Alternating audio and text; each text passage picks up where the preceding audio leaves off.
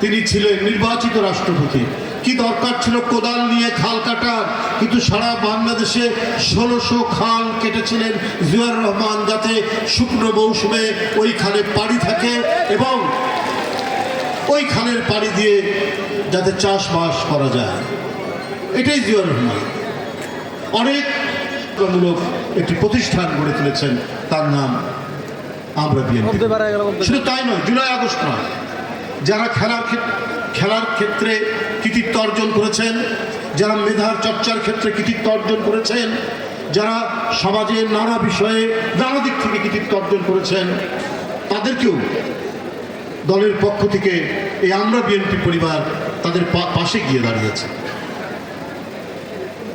বিএনপির ভারপ্রাপ্ত চেয়ারম্যান তারেক রহমান সেই আদর্শেই অনুপ্রাণিত হয়েছেন, যে আদর্শ তার পিতা বাংলাদেশে সৃষ্টি করেছেন। রাষ্ট্রপতি তিনি ছিলেন নির্বাচিত রাষ্ট্রপতি। কি দরকার ছিল কোদাল নিয়ে খাল কাটার, কিন্তু সারা বাংলাদেশে 1600 খাল কেটেছিলেন জিয়াউর রহমান, যাতে শুকনো মৌসুমে ওই খালে পাড়ি থাকে এবং ওই খালের পাড়ি দিয়ে যাতে চাষবাস করা যায়। এটাই জিয়াউর রহমান। অনেক বয়স্ক মানুষ যাদের অক্ষর জ্ঞান ছিল না সেই সময়, আজকে অক্ষর জ্ঞান সম্পন্ন মানুষ বৃদ্ধি পেয়েছে।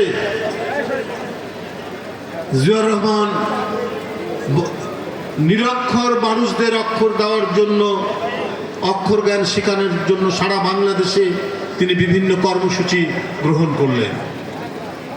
এইভাবে একের পর এক তার স্বেচ্ছাশ্রমের ভিত্তিতে বিভিন্ন কর্মসূচির মাধ্যমে 72 থেকে 75 যে জাতি তলাবিহীন ঝুড়ি নামে আখ্যায়িত লাভ করেছিল, সারা বিশ্বে সারা দুনিয়ায় সেই জাতি নিজের পায়ে দাঁড়িয়েছিল, সেই জাতি চাল রপ্তানি করেছিল, সেই জাতি একটি শক্তিশালী জাতি হিসেবে আত্মপ্রকাশ করেছে। তারই সন্তান হচ্ছে তারেক রহমান। তার মা যে দল বহুদলীয় গণতন্ত্র প্রতিষ্ঠা করেছে, শহীদ জিয়াউর রহমানের নেতৃত্বে, সেই গণতন্ত্র আবার হত্যা করলেন হোসেন মোহাম্মদ এরশাদ। তিনি থাকতে পারতেন, সুখে শান্তিতে থাকতে পারতেন, কিন্তু এই সুখের কথা তিনি কখনো চিন্তা করেননি নিজে। 9 বছর আপসহীন সংগ্রাম করেছেন, পুলিশ নির্যাতন করেছে, গ্রেপ্তার করেছে, তারপরেও তাকে তার নীতি থেকে টলাতে পারেনি।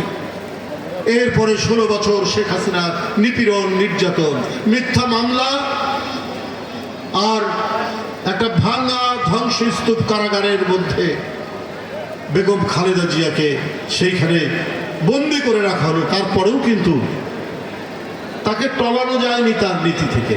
তার সন্তান তারেক রহমান।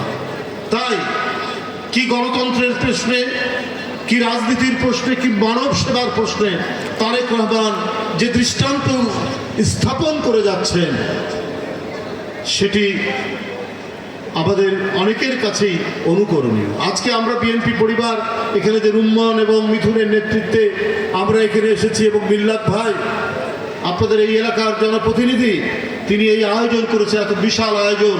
আমি সত্যি এটি দেখে অত্যন্ত হতবাক যে তিনি এই কাজটি তিনি করেছেন।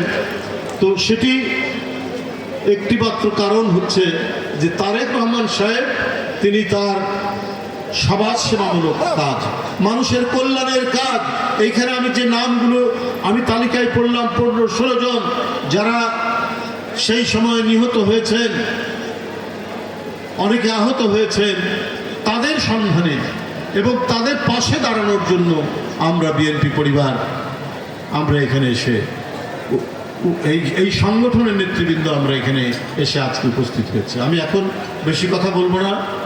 আমরা বিএনপি পরিবারের এই মুহূর্তের যে অনুষ্ঠানটি, এরপরে বিএনপির অনুষ্ঠান শুরু হবে, তখন কথা বলবো। এখন যে অনুষ্ঠানটি, এটি সারা বাংলাদেশে আমরা রুমন এবং মিথুনের নেতৃত্বে করে আসছি।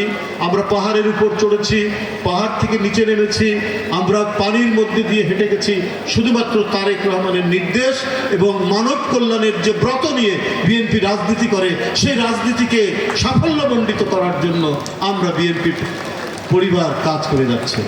আমি আবারও সকলকে ধন্যবাদ জানাচ্ছি।